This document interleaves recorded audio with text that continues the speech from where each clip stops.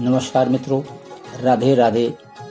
मित्रों, आज की वीडियो थोड़ी सी कुछ अलग हटके है। आज हम जानने वाले हैं कि ऐसे कौन से पौधे हैं जो हमें घर में नहीं लगाने चाहिए, यानी वो हमारी घर की आर्थिक तंगी, आर्थिक परेशानियों को और बढ़ा देते हैं। आज हम जानने वाले हैं ऐसे कौन से पौधे हैं जो हमारे घर की सुख समृद्धि को बढ़ाते हैं। और इस वीडियो में हम ये भी जानेंगे कि हमें क्या नहीं करना चाहिए, क्या करना चाहिए और ऐसे कौन से पौधे हैं। आइए जानते हैं इस वीडियो के माध्यम से। मित्रों, इस वीडियो को हम एक दूसरे नज़रिए से भी देखते हैं। एक कहानी के माध्यम से आप खुद भी जान जाएंगे कि हमें आगे अपने घर परिवार में क्या करना चाहिए, कैसे पौधे हमें चूज़ करने चाहिए और किन चीज़ों से हमें बचना चाहिए। तो आइए चलते हैं वीडियो की तरफ। सागर के मध्य बसी द्वारका नगरी, जिसकी गलियों में मोर पंख की तरह रंग बिरंगे बिखरे हुए रहते थे। महलों की छतें सोने से मढ़ी हुई और गलियों में चंदन की सुगंध बहती रहती थी। राजमहल में उस दिन श्री कृष्ण स्वर्ण सिंहासन पर विराजमान थे। पास ही रुक्मणी जी, सत्यभामा और अन्य रानियां तथा मंत्रीगण, सेनापति और ब्राह्मण बैठे थे। दरबार में वीणा, मृदंग, बांसुरी की स्वर लहरियां बह रही थी। तभी महल के मुख्य द्वार से एक वृद्ध ब्राह्मण अंदर आया। उनका वस्त्र धूल से भरा, आंखों में थकान और चेहरा चिंता से भरा हुआ था। प्रणाम प्रभु, मैं दूर दूर तक आपके नाम का गुणगान सुनकर आया हूँ। मेरा जीवन अभाव, ऋण और कठिनाइयों से घिरा हुआ है। धन आता है पर टिकता नहीं। घर में हमेशा कलह और अशांति रहती है। कृपया करके मुझे इस दुख से मुक्त कराइए। ब्राह्मण ने ऐसे श्री कृष्णा जी को बोले। श्री कृष्ण ने स्नेह से मुस्कुराते हुए उनकी ओर देखा और अपने कर कमल से उन्हें अपने आसन पर बैठने का संकेत किया। श्री कृष्ण ने कहा, प्रिय ब्राह्मण, जीवन में सुख दुख का कारण केवल भाग्य या कर्म नहीं होते। कभी कभी हमारे घर और उसके आसपास के वातावरण में ऐसे कारण छिपे होते हैं जो लक्ष्मी जी के आगमन में बाधा डालते हैं। आइए जानते हैं।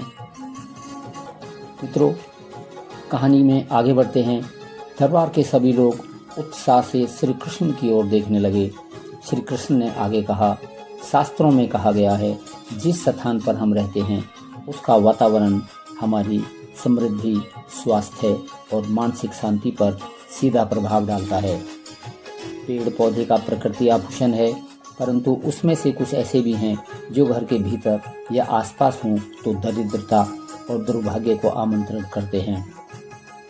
सत्यभामा ने कहा, स्वामी, कृपया हमें बताइए कि वो कौन से वृक्ष हैं, वो कौन से पौधे हैं, ताकि हम और हमारे नगरवासी उनसे बच सकें। श्री कृष्णा बोले, ऐसे 3 पौधे हैं जिनका घर में होना अशुभ माना गया है और जो दरिद्रता को आकर्षित करते हैं। पहला पौधा है बेर का पेड़, यानी बेरी। श्री कृष्ण जी कहते हैं, बेर का वृक्ष। बेर वैसे तो स्वादिष्ट फल देता है, पर यह कांटों से भरा होता है। घर के आंगन या निकट बेर का वृक्ष कलह का कारण बनता है। इनके कांटे न केवल शरीर को चोट पहुंचाते हैं, बल्कि यह प्रतीक है जीवन में उलझनों और कष्टों का। तुम सबको एक कथा सुनाता हूँ, सो आप ध्यान से सुनिएगा। हस्तिनापुर का व्यापारी। हस्तिनापुर में एक धनी व्यापारी था, सोमदत्त। उसने अपने आंगन में बेर का एक पेड़ लगाया, यह सोचकर कि यह फल देगा और छाया भी देगा। पहले वर्ष सब ठीक था, पर धीरे धीरे घर में छोटी छोटी बातों पर विरोधाभास बढ़ने लगे। बच्चों के पैरों में कांटे चुभ जाते, नौकरों के कपड़े फटते और मेहमान भी आने से कतराने लगे। कुछ वर्षों में व्यापार में घाटा होने लगा। हताश होकर उसने नगर के एक वृद्ध ऋषि से सलाह ली। ऋषि ने कहा, ऋषि जब बोले कि बेटा, बेर का वृक्ष घर में दरिद्रता और कलह का कारण बनता है। इसे हटाकर आंगन में तुलसी जी का या एक आम का वृक्ष लगाइए। सोमदत्त ने ऐसा ही किया। कुछ ही महीनों में व्यापार फिर से फूलने फलने लगा और घर में शांति लौट आई। तीसरा पौधा है मेहंदी। घर के भीतर श्री कृष्णा जी कहते हैं कि मेहंदी का पौधा, मेहंदी सुगंधित और सुंदर है, पर इसे घर के मुख्य आंगन या द्वार के पास लगाना अशुभ माना गया है। ये अनावश्यक रुकावटें और मानसिक तनाव लाता है। वृंदावन में एक गोपी थी जिनका नाम था ललिता। वह घर के आंगन में मेहंदी लगाकर बहुत खुश थी। धीरे धीरे उनके पति के व्यापार में अड़चनें आने लगी, घर में अव्यवस्था फैलने लगी। एक दिन राधा रानी ने उससे कहा, राधा कि ललिता, मेहंदी शुभ है, पर इसे आंगन की बजाय आप बगीचे में लगाओ। ललिता ने वैसा ही किया और उनके घर में फिर से खुशहाली लौट आई। ब्राह्मण का समाधान और परिवर्तन आया। श्री कृष्ण ने ब्राह्मण से कहा, इन 3 पौधे, बेर, बबूल और आंगन में लगी मेहंदी को अपने घर से हटा दीजिए। उनकी जगह तुलसी जी, आंवला या आम के वृक्ष लगाइए। प्रतिदिन तुलसी जी को जल दो और भगवान विष्णु का नाम जपो। शो ब्राह्मण ने वैसा ही किया। कुछ ही समय में उनका ऋण चुक गया, व्यापार में भी लाभ होने लगा और घर में लक्ष्मी स्थायी रूप से बस गई। मित्रों, आध्यात्मिक शिक्षा भी हमें इनसे मिलती है, जो कि घर के वातावरण का हमारे जीवन पर सीधा प्रभाव डालती हैं। कांटेदार और अशुभ वृक्ष दरिद्रता और कलह को आमंत्रित करते हैं।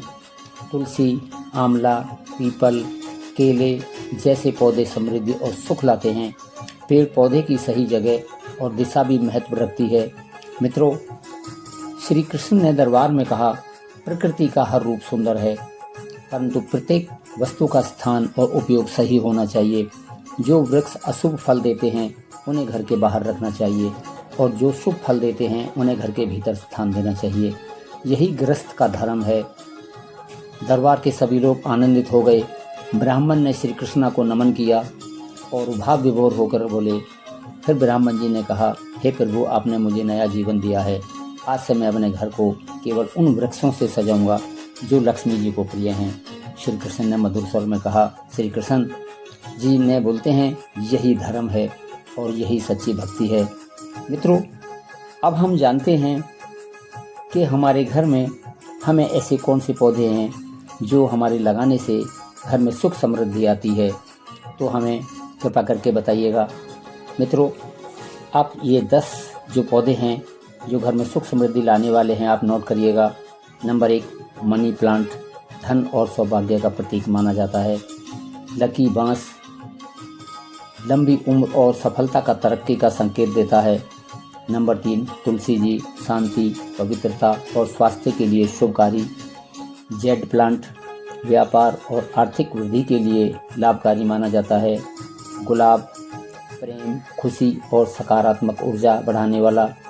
चमेली, खुशबू और मानसिक शांति देने वाला होता है। चंपा, जिसको पल्मेरिया कहते हैं, घर में सौंदर्य और सौभाग्य को लाने वाला होता है। अनार का पौधा समृद्धि और संतान का सुख देने वाला होता है। एलोवेरा, स्वास्थ्य, सौभाग्य और नकारात्मक ऊर्जा दूर करने वाला है। गेंदा का फूल शुभता, त्योहार और सकारात्मक वातावरण के लिए होता है। मित्रों, ये थी आज की एक छोटी सी जानकारी। ये जानकारी आपको कैसे लगी, आप हमें ज़रूर बताइएगा। कमेंट्स में जय श्री कृष्णा, राधे राधे अवश्य लिखिएगा। और अभी तक आपने हमारा शिव अमृत स्टोरी चैनल सब्सक्राइब अगर नहीं किया है तो कृपया अभी सब्सक्राइब करें। बेल आइकन की घंटे को ज़रूर दबाइएगा ताकि आने वाली वीडियो की नोटिफिकेशन सबसे पहले आपको मिलती रहिए। और अभी तक आपने लास्ट में हमारा वीडियो देखा है, इसके लिए बार बार धन्यवाद। जय श्री कृष्णा, राधे राधे, हर हर महादेव। मित्रों।